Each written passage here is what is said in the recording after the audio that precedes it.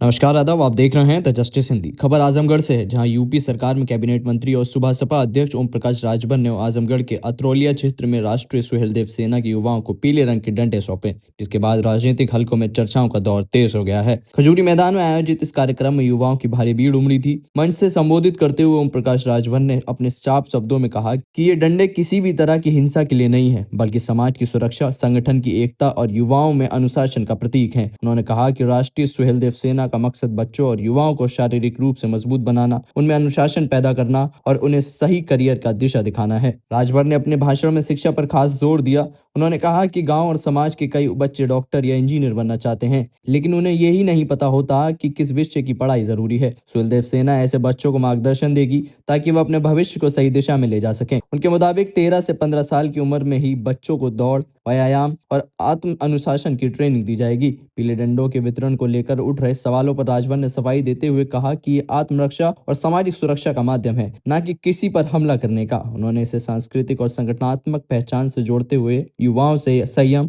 और अनुशासन बनाए रखने की अपील की। राजनीतिक मोर्चे पर भी ओम प्रकाश राजभर ने आक्रामक नजर आए। उन्होंने मंच से समाजवादी पार्टी और अखिलेश यादव पर तीखा हमला बोला। राजभर ने सपा सरकार के कार्यकाल में नियुक्तियों और आरक्षण को लेकर सवाल उठाए। उन्होंने दावा किया कि अब उत्तर प्रदेश में समाजवादी पार्टी की वापसी संभव नहीं है। उन्होंने कहा कि वर्ष 2047 तक प्रदेश और केंद्र की सत्ता में एनडीए गठबंधन ही बना रहेगा। कार्यक्रम में मौजूद मंत्री के पुत्र डॉक्टर अरविंद राजभर ने भी युवाओं को संबोधित किया। उन्होंने शिक्षा को सबसे बड़ा हथियार बताते हुए कहा कि अगर सही मार्गदर्शन और प्रशिक्षण मिले तो राजभर समाज के भी बच्चे बड़े अधिकारी, डॉक्टर और इंजीनियर बन सकते हैं। राजनीतिक जानकारों का मानना है कि अतरौलिया में हुआ यह आयोजन सिर्फ एक सामाजिक कार्यक्रम नहीं, बल्कि 2027 के विधानसभा चुनाव से पहले पूर्वांचल में ताकत दिखाने की एक बड़ी कोशिश है। माना जा रहा है कि ओम प्रकाश राजभर इस तरह के कार्यक्रमों के जरिए अपनी राजनीतिक पकड़ और मजबूत करने में जुटे हैं।